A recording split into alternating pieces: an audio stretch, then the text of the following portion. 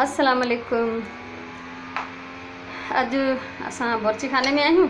अॼु असां पचायूं था पालक ऐं चिकन। हाणे ही आम तरह सां तव्हां ॾिसंदा आहियो त जॾहिं बि पालक गोश्त पचाइबो आहे या चिकन सां पालक पचाइबी आहे त उन में साबित गोश्त हूंदो आहे, पर ही मां पचाईंदमि जंहिंमें गोश्त असां चिथे छॾींदासीं, श्रेड करे छॾींदासीं। हीअ रेसिपी इतफ़ाक़ सां ठही वई हुई। हिकिड़े ॾींहुं मूंखे पालक पचाइणी हुई ऐं चिकन घटि हो त मूं इहो कयो जो उनखे हॾियूं अलॻि थी वियूं। जॾहिं पचायमि उन जूं बूटियूं अलॻि करे रेशा करे छॾियमि।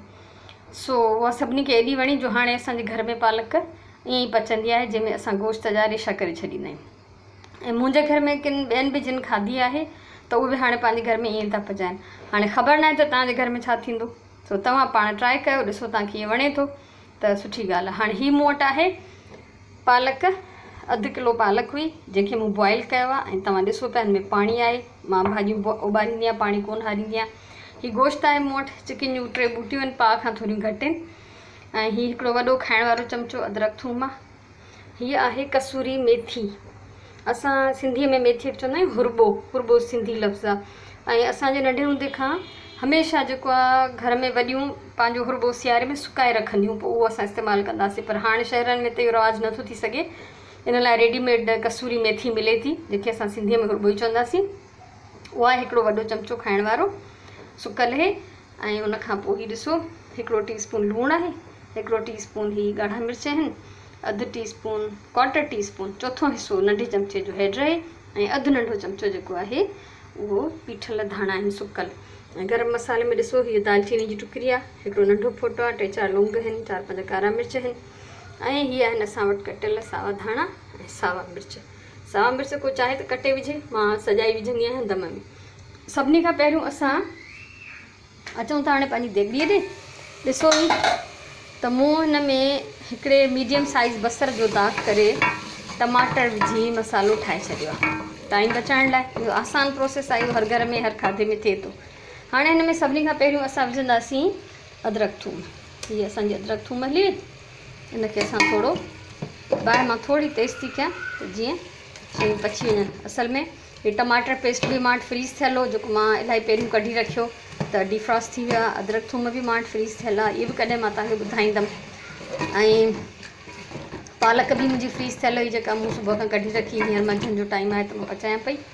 सो अदरक थूम विधीसीं ऐं हीअ सुकल मसाला, लूणु, मिर्च, पीठल धाणा ऐं हैड चपटी, इहे बि असां हिन में शामिलु कयूं था।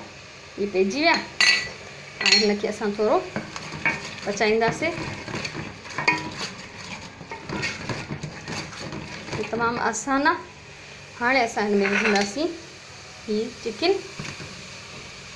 अच्छा, चिकन या त बोनलेस खणो या अहिड़ियूं बूटियूं खणो जंहिंमें घणियूं हॾियूं न हुजनि ऐं ॻरण खां पोइ उनजी हिकिड़ी हॾी हुजे जेका मेन हॾी निकिरी वञे।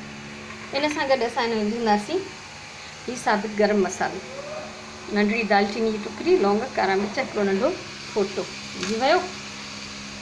हाणे असां हिनखे चिकन खे भुञंदासीं थोरी देरि त जीअं हिन जो रंग चेंज थी वञे। ऐं हीअं जेको आहे अलाए छो असांखे ॾाढो मज़ो अचणु लॻो आहे हिन शेडेड चिकन सां, त हाणे असां सॼियूं बूटियूं विझण ई छॾे ॾिनियूं आहिनि। ऐं मुंहिंजा ॿार बि शौक़ सां था खाइनि। ऐं जिन बि मुंहिंजे फैमिलीअ में ॿियनि खाधो उन्हनि हाणे ईअं ई पचाइणु शुरू कयो आहे। शायदि माण्हुनि खे मज़ो थो अचे ऐं हिन में को विराइण जो मसइलो बि नथो थिए।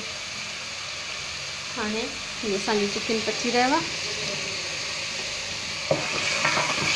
हिनखे थोरो भुञंदासीं जीअं हिनजी पाणी न कढे पंहिंजो, हिनजी रस जेका आहे हिन में चिकन जो जेको जूस आहे उहो चिकन में अंदरि फ्रीज़ थी वञे।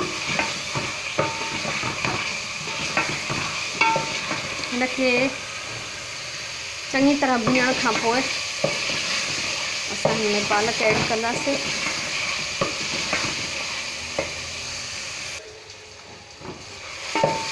चिकन असांजो भुञे पियो, थोरी देरि चङी तरह अञा हिनखे असां भुञूं था। हाणे जेसि ताईं भुञे थो मूंखे यादि आयो आहे त मूं ॿारनि जे लाइ जेके बैत लिखिया उन्हनि में हिकिड़ो पालक ते बि बैत हो। हीअ ॾिसो, हीअ बैत मां पढ़ां थी। नालो मुंहिंजो आहे पालक, मूंखे शौक़ सां खाओ बालक, साई भाॼी खाइणु घुरिजे, बुत पंहिंजे में ताक़त भरिजे, मूंखां जेको परे भॼे थो सो पंहिंजो नुक़सानु करे थो, कैल्शियम आहे मुंह में जाम, सस्तो आहे मुंहिंजो दाम, मूंखे खाई ताक़त वधायो, ॾाढी सुठी सिहत बणायो। पोपाए बि मूंखे खाईंदो आहे, दुश्मन दूर भॼाईंदो आहे। हर कंहिं हंधि मां मिलंदी आहियां, सभ जो ख़्यालु रखंदी आहियां। नालो मुंहिंजो आहे पालक, मूंखे शौक़ सां खाओ बालक। त हाणे ॾिसो कैल्शियम इलाही हूंदो आहे पालक में। ऐं मूं हिते हिकिड़े कार्टून कैरेक्टर जो ज़िक्र कयो आहे, पोपाए द सेलर मैन। हिकिड़ो कार्टून हलंदो ॿारनि जो, जेके ॿार ॾाढे शौक़ सां ॾिसंदा हुया। सो उन में इहो उहो कार्टून ठहियो बि इन लाइ त जीअं ॿारनि खे पालक खाइण जी तरफ़ माइल कजे, त ॿार ॾिसनि त भई पालक में एॾी ताक़त हूंदी आहे जो दुश्मन खे बि भॼाए सघिबो आहे। वजह इहा आहे त हू सब्जी खाइण ते हिरे। सो मूं जीअं त पहिरीं बि कॾहिं ॻाल्हि कई हुई त मां ॿारनि खे माइल करण लाइ, इन्हनि शयुनि ते हिराइण लाइ खाधनि जूं डिफरेंट शिकलियूं ठाहे पचाईंदी आहियां। या इहे मूं बैतब लिखिया त जिन खे माण्हुनि ॾाढो सारायो हो, ॾाढो एप्रिशिएट कयो हो, जंहिंजी मूंखे इलाही ख़ुशी आहे। सो तव्हां पंहिंजे ॿारनि खे इहे बैत ॿुधाए सघो था। सो हाणे असांजो हीउ चिकन वियो आहे भुॼी। हाणे असां हिन में विझंदासीं हीअ सुकल मेथी। सुकल मेथी विझी असां हिनखे थोरो भुञूं था। मिली वई मेथी हिन में। हाणे अचे थो पालक जो वारो। बिस्मिल्लाह।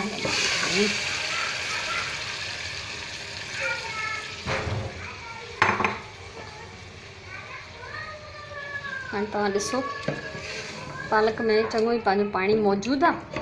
हिन में मां ॿियो पाणी न विझंदमि, हिनखे हल्की बाहि ते पचाईंदमि। ऐं हिन पालक वारे पाणी में चिकन जूं बूटियूं ॻरी वेंदियूं। जॾहिं ॻरी वेंदियूं तॾहिं मां हिननि खे ॾोईअ सां हीअं चिथे, उहा मेन जेका हॾी आहे हिननि जी, उहा अलॻि करे छॾींदमि। ऐं पोइ हिनखे सावा मिर्च विझी, हीअ सावा मिर्च आहिनि मूं वटि, तव्हां चाहियो त कटे विझी सघो था, पंहिंजो टेस्ट आहे अगरि को तेज़ खाइणु चाहे। ऐं पोइ जॾहिं बिल्कुलु पची वेंदी, पाणी सुकी वेंदो, त हीअ धाणा विझंदासीं। सो सब्ज़ी में जॾहिं बि पचायो उनजो पाणी सुकाइणु तमामु ज़रूरी आहे। पाणी अगरि हूंदो बोड़ में भाॼीअ में त उहा हिकिड़ी बेमज़ा हूंदी, वणंदी कोन कंहिंखे बि। भाॼीअ खे एतिरो पचाइजे जो हुनजो तेल जेको आहे अलॻि थी वञे। हाणे मूं हिन महिल थोरी देरि लाइ हिनजी बाहि फुल कई आहे। हीअ थोरो टच कंदो त मां हिनखे ढक ॾेई छॾींदमि ऐं बाहि हल्की दम वारी करे छॾींदमि।